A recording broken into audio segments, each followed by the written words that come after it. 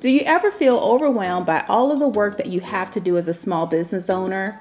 Well, in today's video, I'm going to share with you a few tips to help you work more efficiently, especially if you're a one-person team. Hello friends, and welcome back to the channel. If you're new here, I'm Shawon, and my mission is to help women entrepreneurs build a brand and business they love. Here on the channel, I share business tips as well as take you behind the scenes in my life and business as an entrepreneur. If you haven't already, subscribe to the channel and let's dive into today's video. One question that I'm often asked is, how do I get everything done as a small business owner? And my short answer is creating boundaries and time management. And in today's video, I'm going to dive into a few tips that I think might be helpful if you are in that situation or feeling that overwhelm around, oh my goodness, how am I going to get everything done? Especially if you're like myself and you are a solopreneur. You are a one-woman business. You are doing all of the things. I get it. So I'm going to share with you a few tips that I have that I hope that you'll find helpful too. So let's dive in. Number one is setting a timer for everything. I started doing this back in the day when I was a homeschooling, stay-at-home mom with my kids. I heard about this website. It was called Fly Lady. I think it's still in existence today. And one of my friends, if you're watching, I'm sure you're nodding your head and saying, yes, oh my gosh, I remember Fly Lady.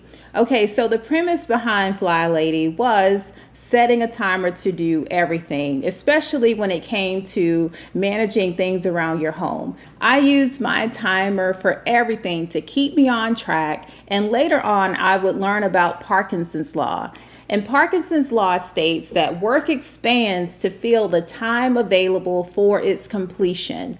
So when I think about going back to Fly Lady and I would set my kitchen timer for 15 minutes to do a certain task, I was telling myself, if you give yourself 15 minutes to do that task, you will get it completed in that 15 minutes. So I still use that timer concept, Fly Lady, Parkinson's Law in my business today. I will set a timer to work on a blog post, a timer to record a video, a timer to work on social media. Because if you give that work a specific time that you're going to complete it in, you're going to complete it, right? If you don't set those time limits, creating those boundaries, you will keep working on that task forever, right?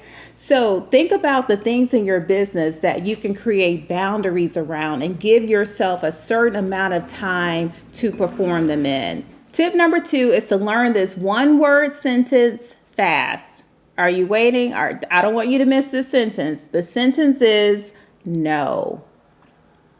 No, period. The key to being productive and setting boundaries is learning how to say no. I know it can feel hard sometimes because you have so many wonderful opportunities, ways that you can help and serve, but sometimes you do have to say no. You have to put that boundary in place in order to stay productive and get the things done in your business that require your attention. If you find yourself constantly feeling like your plate is too full, or you're not getting everything done that you need to, or you're not serving your clients well, or you're not feeling well health-wise, or you're starting to feel burned out and stressed, it might be time for you to start saying no. And also remember that when you are saying no, you are saying yes to the things that are important right now. Tip number 3 is batch work. Do you know how much time and energy you lose by switching from task to task throughout the day? You lose a lot of time. I can raise my hand to that. I know how helpful batch working is, but sometimes I feel like, well, I don't have enough time to set aside to batch work. I'd rather just work on a task for an hour than switch to something else. And you know what? I end up losing time. When it comes to repeating or recurring tasks in your business, it's better to batch work it and work on that project all at one time.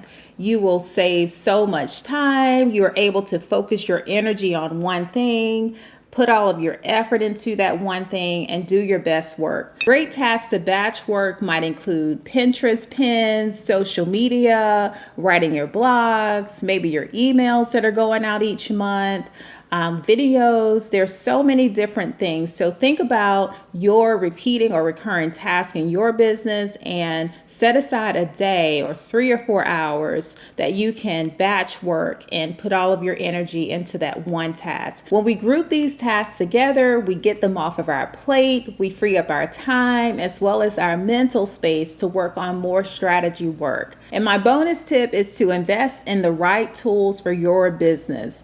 This is so important as a solopreneur. When you are a one-person team, you want to have the right tools to help you get your work done. In my business, a few tools that I use are Asana, which is a project management tool. I use that in many different ways.